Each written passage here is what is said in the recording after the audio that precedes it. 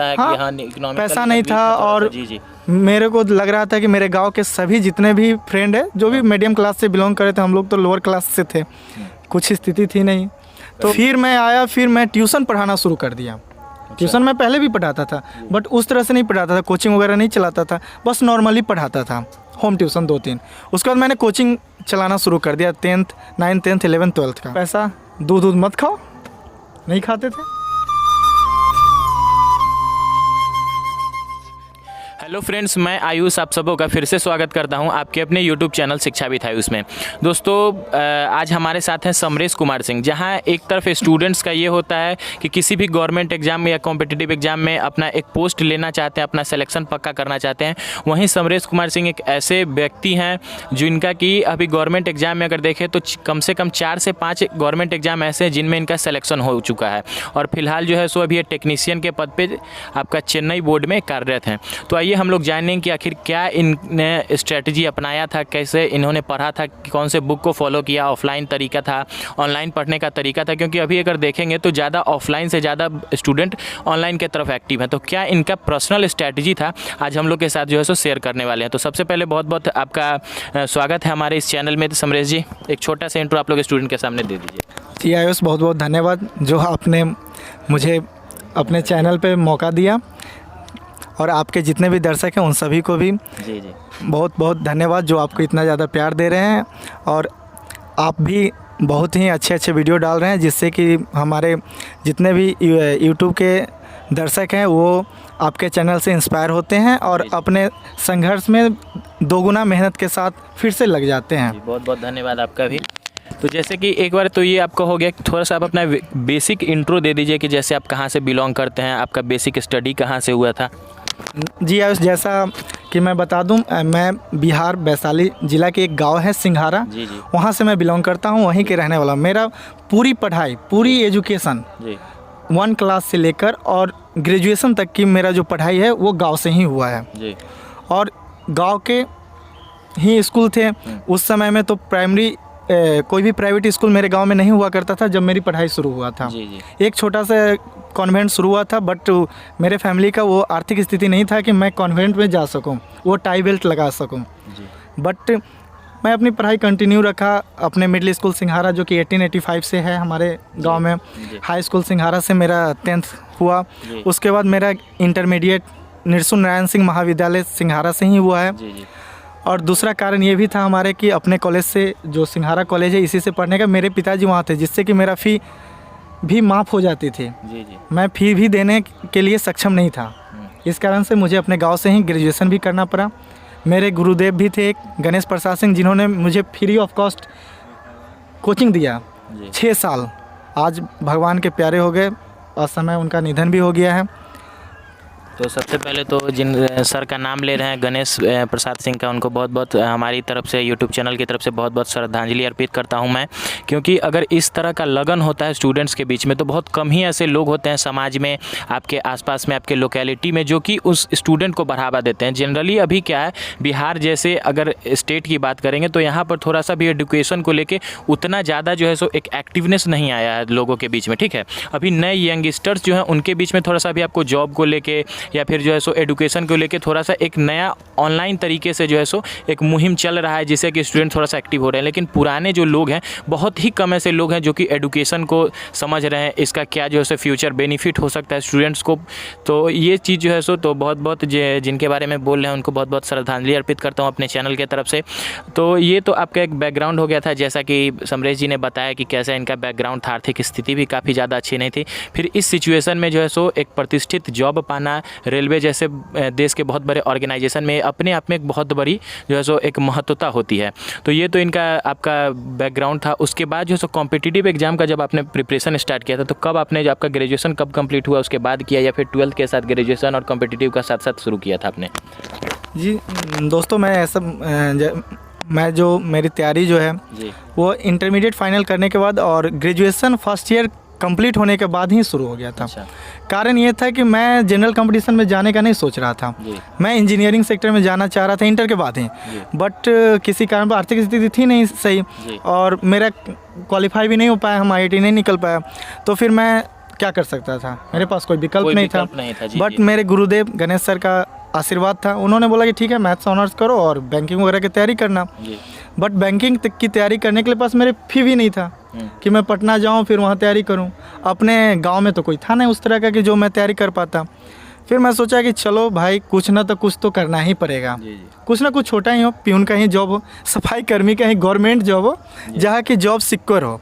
देखिए आज private sector में जी लॉकडाउन के कारण देखते होंगे आप आयुष जी कि कितने सारे लोग बेरोजगार हो गए, कितने लोग, हज़ार लोग, मतलब करोड़ों लोग जो है बेरोजगार हो गए। कारण क्या है कि इतना ज़्यादा बेरोजगारी ऑलरेडी पहले से थी और प्राइवेट सेक्टर में जो जॉब सिक्योरिटी नहीं है। आज सरकारी जॉब से लोगों को नहीं निकाला गया है। इतना लॉकडाउन में देश का आर्थिक स्थिति माइनस में 23% जीडीपी जाने के बाद भी। इसलिए मेरा सोच था कि नहीं करना है अगर जॉब तो छोटा भी जॉब करेंगे तो वो गवर्नमेंट सेक्टर का ही करेंगे। इसलिए मैं एक और अपना इंसिडेंस बता दूं कि मैं प्राइवेट जॉब के लिए जब ग्रेजुएशन सेकेंड ईयर में गया तो मेरे ऊपर प्रेशर आ गया। प्रेशर होता है हाँ, कि हाँ इकोनॉमिकली पैसा नहीं था और जी जी मेरे को लग रहा था कि मेरे गांव के सभी जितने भी फ्रेंड है जो भी मीडियम क्लास से बिलोंग करे थे, हम लोग तो लोअर क्लास से थे, कुछ स्थिति थी नहीं। तो चले गया मैं मानेसर हरियाणा, जी। एक इंटरव्यू दिया मारुति सुजुकी कंपनी का और मेरा सिलेक्शन हो गया। फर्स्ट टाइम इंटरव्यू वगैरह में सिलेक्शन हो गया, मैं गया। लेकिन मैं देखा जब वहाँ तो मेरे को लगा कि नहीं ये सही नहीं कर रहा मैं, यहाँ जॉब सिक्योरिटी नहीं है। 11th मंथ का होता है वहाँ पे, वो क्या बोलते हैं उसको, अप्रेंटिसशिप, इसलिए मैं फिर रिटर्न मतलब 3 दिन बाद ही विदाउट टिकट रिटर्न आ गया। पापा को फ़ोन किया, वो बोले कि ठीक है जो तुम्हारा मर्जी है करो। मैं चला आया घर without ticket Vaishali. Preparation start कर दी। फिर मैं आया, फिर मैं ट्यूशन पढ़ाना शुरू कर दिया। ट्यूशन मैं पहले भी पढ़ाता था बट उस तरह से नहीं पढ़ाता था, कोचिंग वगैरह नहीं चलाता था, बस नॉर्मली पढ़ाता था, होम ट्यूशन 2-3। उसके बाद मैंने कोचिंग चलाना शुरू कर दिया 10th 9th 10th 11th 12th का। फिर कोचिंग चलाते हुए तैयारी किया, कंटिन्यू किया और आज मैं अपने। तो जैसा कि समरेश जी बता रहे हैं, मतलब किस तरह से इन्होंने अपनी पढ़ाई को पूरी की।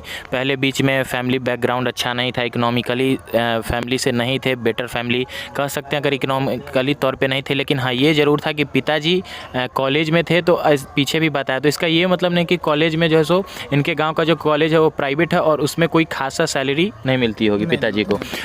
तो ये चीज़ था। तो आप देख सकते हैं कि किस तरीके से जो संघर्ष का जो जीवन रहा था और उसमें बीच में फैमिली को लेके जाना और फैमिली को लेके जो आपका जो प्रेशर होता है वो भी प्रेशर आया, बीच में प्राइवेट जॉब किया और उसके बाद फिर से एडुकेशन के तरफ वापस आना। और तब जब देखा कि इन्होंने कि मेरे साथ प्रॉब्लम हो सकता है तो होम ट्यूशन भी किया, तो काफ़ी ज़्यादा संघर्ष रहा। तो उस बीच में इन्होंने अपना प्रिपरेशन स्टार्ट किया था। तो अच्छा ये तो आप कहोगे आपका फर्स्ट मतलब कौन सा एग्ज़ाम था जिसमें आपका जो क्वालिफाई हुए थे आप, और कब हुए थे? मेरा फर्स्ट था, बता दूं मैं 2016 में मेरा जो है वो एक CHSL का PT निकल गया। तो उसके बाद मेरे को लगा कि नहीं अब हो जाएगा जी। अब ज़रूर किसी में ना किसी में जॉब हो जाएगा। उस समय रेलवे का बीजेपी गवर्नमेंट आई थी, सब जानता है कि भाई 5 साल से कम में वैकेंसी आएगी नहीं। तो मेरे को लग रहा था कि आएगी ज़रूर, वेट कर ले। फिर मैं यहाँ पे अपना गाँव में आ ही गया था, कुछ पैसा इकट्ठा किया और उस समय मेरा जो है लगभग 4-5 हज़ार रुपया मंथली आ जा रहा था। बेसिक जैसे स्टडी अपने कॉम्पिटिटिव एग्जाम का शुरू किया, जैसे आपने CHSL निकाला तो उस टाइम मतलब आप गांव में ही स्टडी कर रहे हैं? हाँ उस समय मैं गांव में ही कर रहा था। PT निकला, मेंस नहीं निकला। अच्छा। मैं सोचा कि मेरा इंग्लिश वीक है, अब यार चलना चाहिए पटना, कुछ करना, लेकिन पैसा कहाँ से आएगा भाई। तो मैं सेव करके रखा था। अच्छा, मतलब हाँ नहीं, होम ट्यूशन करके जो किया था उस समय 17,000 रुपये मेरे पास था। मैं सीधे गया कि नहीं सिर्फ इंग्लिश पढ़ना है, और MK मिश्रा सर है, मिथिलेश कुमार मिश्रा सर, उनके यहाँ गया और मैंने एडमिशन ले लिया। वो उस समय 71 या 7200 रुपया फ़ी था उनका। 2016-17 के आसपास की बात है, बता रहे हैं, 17 की बात बता रहे हैं। मैंने फ़ी दिया, एडमिशन ले लिया, 1 महीने बाद क्लास होनी थी। फिर आकर जो है मैं ट्यूशन जिसको पढ़ा रहा था। फिर उसके बाद क्या हुआ, लगभग फिर उस समय 12-13 हज़ार मेरे अकाउंट पे था। हम कहे 6 महीना कैसे काट लेंगे। गए रूम खोजे, 2,000 का रूम मिला, 1,000 रुपये हमको देना था, 1,000 पार्टनर देता। अब फिर कि भाई पैसा दूध मत खाओ, नहीं खाते थे, सिर्फ क्या करना है खाना खाओ और पढ़ाई करो। और बस सिर्फ उसी समय निकलना था। कोचिंग जब मैं जाता था उसी समय मैं निकलता था रूम से बाहर, और सेल्फ स्टडी सिर्फ करना है। खाना खाते थे बस, जीवन चलने, सांस चलती रहे, पेट भरे ना भरे उससे कोई फर्क नहीं पड़ना था जी। और तो ये तो जैसा कि बता रहे थे, तो 2017 में जो है सो पटना भी गए कुछ दिन के लिए, और उसके बाद आपका प्रिपरेशन फिर जारी रहा। तो ये जो रेलवे में आपका फर्स्ट ज्वाइनिंग हुआ था वो तो आपका ग्रुप डी में हुआ था। जी हाँ, तो उसका क्या था, आपका कितना मार्क्स आया था, प्रिपरेशन कौन सा बुक आप प्रेफर किए थे? जी, मैं बता दूं कि मैंने नॉर्थर्न रेलवे में फॉर्म डाला था चंडीगढ़, हाँ। बट वो आरआरबी चंडीगढ़ के तहत फॉर्म डाला था। उसके बाद क्या हुआ कि आरआरसी को सिलेक्शन करने के बाद दे दिया था आगे के काम के लिए। फिर मेरा सिलेक्शन हुआ आरआरसी न्यू दिल्ली एनडीएलएस के अंतर्गत, और मेरा डॉक्यूमेंट वेरिफिकेशन हो गया था मार्च में। जी, मार्च 2018 की बात है। नहीं, 19 में 2019 मार्च में जो है मेरा डीवी हो गया, मेडिकल हो गया। जी। फिर उसके बाद मेरे कट ऑफ गया था 75, मेरा मार्क्स था 83। अच्छा। मैं कंफर्म था कि हो ही जाएगा। हाँ। लेकिन क्या हुआ कि ऐसा स्थिति हुआ कि तो जब मतलब नॉर्मलाइज मार्क्स आपका 83 था। हाँ। और नॉर्मलाइजेशन से पहले कितना था? शायद 81 मतलब या आपका 80। मतलब 3 नंबर के आसपास। हाँ, आपका- 2 या 2.5 नंबर बढ़ा था उस अच्छा। समय। हाँ। और मैं सोचा था यार 75 कट ऑफ गया, मेरा 83 है, दौड़ के लिए बुला लिया है, दौड़ निकलेगा नौकरी हो जाएगी। लेकिन जब मेंस का देखते हैं कि फाइनल जब मेरिट बनता है 81 पे बनता है। हाँ। मैं बच गया भाई, बाल बच गया कि मेरा सिलेक्शन हो गया। और मुझे लगा कि ना, तो ग्रुप मैं डी में पता है जी, बता दूं कि मैंने किसी को बताया भी नहीं था कि मेरा रिजल्ट है पीटी में। दौड़ भी गया कि, तो मैं बोला कि दौड़ में छट गया, क्योंकि सबसे बड़ा चीज़ था कि लोग हंस रहे थे ना पहले से, क्या कर लेगा कि देखते हैं किताबें लेके घूमते रहता है। अच्छा। हाँ, इस टाइप का थोड़ा सा हमारे यहाँ क्या है कि समाज परिवेश में में जो सो थिंकिंग है। लोग समझते नहीं इस चीज़ को। अगर स्टूडेंट जो है सो अगर पढ़ाई कर रहा है तो उसके पीछे जो है सो मतलब सारी दुनिया इस तरीके से लग जाती है कि उसको सक्सेस की तरफ कोई नहीं झुकाता है, उसको ये चाहता है कि ये किसी तरीके से असफल हो जाए। तो ये सब थोड़ा सा, और गाँव के मेंटेलिटी जो है अभी बिहार में मतलब लोगों का जो है सो अभी तक ये चेंज नहीं हुआ। अभी बहुत कम ही लोग ऐसे हैं जो कि अभी इस सब चीज़ में थोड़ा सा अभी आगे निकले हैं। तो ग्रुप डी में आपका ज्वाइनिंग हुआ चंडीगढ़ में, तो कितना दिन आपने उसमें जॉब किया था? जी नहीं, मेरा ज्वाइनिंग हुआ फिरोजपुर डिवीज़न में, जो आरआरसी न्यू दिल्ली में आता है। और फिरोजपुर से मेरे को भेज दिया, कहा तो उधमपुर। अच्छा, सीधे जम्मू कश्मीर। और मेरे को डर भी लग रहा था, सुने हुए थे कि जम्मू कश्मीर में भाई आतंकवादी वगैरह का एक्टिविटी होती है, बट गया, फ़ोन ऑफ हो गया पठानकोट के बाद। जी। और फिर क्या करूं, चलो भाई देखते हैं क्या है। नहीं गया, 1-2 महीना मन नहीं लगा, फिर मन लगने लगा था। अच्छा जगह भी है वो पहले से। और मैं बता दूं कि किताब की जो आप पूछ रहे थे किताब के बारे में, कौन सा प्रेफर मैंने बुक में ज़्यादा कुछ नहीं, एक्चुअली मैं टीचिंग लाइन से जुड़ा हुआ था, तो मेरा बेस में मैथ्स, बेसिक आपका सही है। हाँ, बेसिक अच्छा ही था। मैंने ख़रीदा था किताब, सो मैं बता दे रहा हूँ सबके सर लोग के बोलने से। ल्यूसेंट का सब्जेक्टिव लिए थे, उसके बाद ल्यूसेंट का ऑब्जेक्टिव लिए थे, और उसके साथ में मैंने मैथ्स का सागिर अहमद का बुक लिया था। सागिर अहमद का। ऐसे आर.एस. करवाल भी दोस्त लोग के पास था तो देख लेते थे। मैं मैथ्स मतलब उतना ज़्यादा बनाता नहीं था सेट से, सिर्फ सेट प्रैक्टिस कंटिन्यू किया। सेट प्रैक्टिस तो मेरा ऐसा था, बताएं आयुष, कि लगभग एक दिन में जो 4-4 सेट मार देते थे।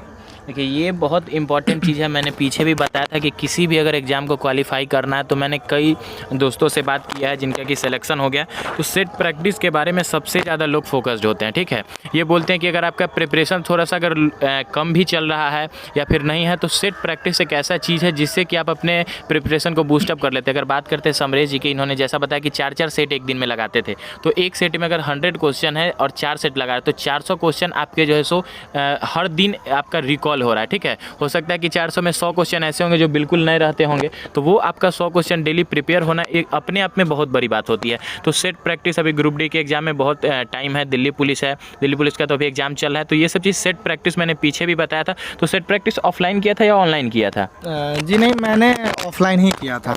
मैंने कंटिन्यू जो है ऑफलाइन ही सेट प्रैक्टिस करता था। और मेरे को जैसा मतलब अपना एक्सपीरियंस है कि ऑफलाइन में यदि आप कोई सेट को 60 मिनट में बनाते हैं, तो ऑनलाइन में जो है आप 45 मिनट में बना लेंगे। अच्छा, क्योंकि वहाँ घसने वगैरह का तो टेंशन है नहीं। हाँ, ये चीज़ थोड़ा सबसे बड़ा चीज़ है। ये चीज़ है उसका रीजनिंग में ये भी होता है कि जैसे आपका मिरर इमेज का क्वेश्चन है, तो एक स्लाइड में आपका क्वेश्चन दिखता है, 4 ऑप्शन आपका 2 स्लाइड 3 स्लाइड में आ जाता है, और बुक में कुछ आपका सामने होता है। हाँ, तो आप मेरा अपना मतलब एक्सपीरियंस है कि भाई आप जो है ऑफलाइन की तुलना में जो है ऑनलाइन में जल्दी बनाते हैं। मतलब आपके हिसाब से ऑनलाइन ज़्यादा बेटर है? ऑनलाइन भी बनाइए, प्रैक्टिस कीजिए। कब? जब एग्जाम रहे उससे थोड़ा दिन पहले से। पहले जी। हाँ, कर सकते हैं। अगर ऑनलाइन आपके पास, हमारे पास तो लैपटॉप ही नहीं था जी, मैं बनाता कहाँ से सेट। तो ग्रुप डी में सिलेक्शन हुआ, उसके बाद फिर आपका टेक्नीशियन हुआ था। जी। उसके बाद आपका कौन कौन सा एग्जाम सेलेक्टेड हुआ था एक बार मैं उस चीज़ बता का? दूं कि मेरा ऐसे तो एसएससी बता दिया कि उसमें तो मेरा मेंस निकला नहीं था। जी। उसके बाद रेलवे ग्रुप डी में हो गया था सिलेक्शन। जी। उसी बीच में मेरा एसएससी जीडी का पीटी निकल गया। उसमें कितना दौड़ के लिए बुला, उसमें मेरा मार्क्स था 95 पॉइंट समथिंग था। 95 पॉइंट समथिंग अपने आप में बहुत बड़ी चीज़ होती है। अगर इनका आप उसमें दौर में गए थे? नहीं जी, नहीं गया था एक्चुअली दिया ही नहीं था उससे पहले। लगता है ग्रुप डी आपका शायद कंफर्म हो हाँ, गया था। कंफर्म मतलब ज्वाइनिंग लेटर आ गई थी ना। ज्वाइनिंग मेरे को 18 अगस्त को ट्रेन था मेरा, 20 को ज्वाइनिंग था। अच्छा। तो मैं जाने का प्रोसेस में था और 16 अगस्त को मेरा जो है दौड़ का था यहाँ पे मुजफ्फरपुर में। अच्छा। बट मैं मेरे फैमिली से भी बोले सब थोड़ा डिफेंस से ये है हाँ, कि डिफेंस में नहीं जाना था। और मेरे को भी शुरू से ही ये सोच था कि मेरे को डिफेंस में नहीं जाना सिविल करना है। इसलिए मेरे को फिजिकली मैंने कभी प्रिपरेशन किया नहीं था। अच्छा। तो इसलिए मैं ज्वाइन कर लिया जाकर। तो ग्रुप डी में कितना दिन जॉब किया, उसके बाद फिर आपका टेक्नीशियन कब कंफर्म हो गया था? जी मैं बता दूं आपको कि मैंने ग्रुप डी में जो जॉब किया था वो 21 अगस्त से लेकर 20 अगस्त 2019 से लेकर 4 मार्च 2020 तक किया। मतलब करीब करीब 6 महीने। हाँ, 6 मंथ कंप्लीट हो गया था। और उसके बाद जो है इधर आ गया ज्वाइनिंग लेटर। फिर मैंने रेजिग्नेशन दे दिया, टेक्निकल रेजिग्नेशन दे दिया। कहाँ कर रहे थे उसके बारे में थोड़ा सा बता जी दीजिएगा। जी, मैं अभी वर्तमान में मैं सदर्न रेलवे चेन्नई में, मैं चेन्नई डिवीज़न में मैं पोस्टेड हूँ। टेक्नीशियन के पोस्ट। Technician 3 fitter. अच्छा, टेक्नीशियन 3 फीटर के पोस्ट पे समरेश जी अभी कार्यरत हैं। आगे भी आपकी तैयारी अभी कंटिन्यू चल रही है बीपीएससी को लेकर, जैसा कि आपने बताया था। तो अभी भी समरेश जी एक चीज़ देख सकते हैं, एक प्रतिष्ठित जॉब है। तो इसमें अगर इन हैंड सैलरी की बात करें तो कितना इन हैंड सैलरी आपका आ जाता होगा? जी एक्चुअली क्या है कि ट्रेनिंग पीरियड में जो है सिर्फ आपको जो है बेसिक प्लस डीए दिया जाता है। वो जो है 24,000 के अप्रॉक्स में मिलता है टेक्नीशियन के बाद। जी, टेक्नीशियन 3 फीटर जी का।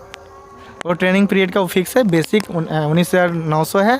उसका प्लस में डीए जो भी रहेगा। तो अभी मतलब जब आपका जो कंप्लीट हो जाएगा ट्रेनिंग, उसके बाद आपका कितना इन हैंड आसपास आ जाएगा? उसके बाद जो है आपका शहर के अकॉर्डिंग है। जो HRA होता है 8%, 16% और 24% है जी, वो ऐड हो जाएगा। फिर टीए ऐड हो जाएगा। फिर 1-2 और अलाउंस वगैरह है वो ऐड हो जाएगा। लगभग मतलब 8 से जो है 32, हाँ 30 प्लस में आ जाएगी। और ग्रुप डी में आपका कितना सैलरी था समरेश जी?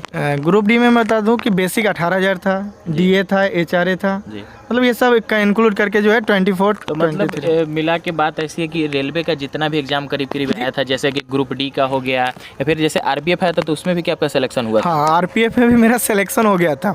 मैं क्या बताऊँ, मैंने फिजिकल का तैयारी किया नहीं था। मैं सिर्फ फॉर्म इसलिए डाला था आरपीएफ का कि मेरा तैयारी कंटिन्यू रहे रिटेन का। अच्छा, तो ये भी एक चीज़ होती है कि अगर आपका फिजिकल नहीं है तो बहुत सारे ऐसे लोग होते हैं जो कि फिजिकल वाले एग्जाम के लिए फॉर्म नहीं भरते हैं। अगर आप प्रिपरेशन में हैं तो इनका ऐसा मानना है कि फिजिकल हो ना हो, अगर पहले रिटेन है तो आप जाइए। उससे क्या होता है कि आपके माइंड पे एक प्रेशर होता है कि हाँ हमारा एग्जाम है, तो उससे क्या होता है कि आपका स्टडी कंटिन्यू रहता है। तो ये सब चीज़ था। बुक के बारे में जैसे कुछ बता सकते हैं, बुक लिस्ट अभी क्या फॉलो करना चाहिए? फिर अभी आगामी जो आपका NTPC का एग्जाम है, ग्रुप डी का है, तो स्टूडेंट्स को क्या कुछ ऐसा करना चाहिए बाकी स्टूडेंट्स से अलग जो कि उनका सिलेक्शन फाइनल हो सके? और क्या स्कोर इस बार सेफ रह सकता है NTPC PT के लिए? देखिए, जनरल वालों के लिए या जनरली अगर 60% आपका तैयारी है, PT कंफर्म है। NTPC 100 में अगर 60 मार्क्स है, 55 मार्क्स भी है तो PT निकल जाएगी, गारंटी आसानी से। जैसे कि इतना आप कम कट ऑफ बता रहे हैं, तो इसके पीछे रीजन कुछ? रीजन ये है कि 20 गुना लोगों को जो है 20 टाइम्स स्टूडेंट को सिलेक्शन करना है। सबसे बड़ी बात ये है सीट के अकॉर्डिंग। तो लेकिन फिर कट ऑफ जो है तो आपका मेंस में कुछ NTPC का ज़्यादा जा सकता है? हाँ नहीं, NTPC का ही या ग्रुप डी का हो। ग्रुप डी में तो एक ही एग्ज़ाम है।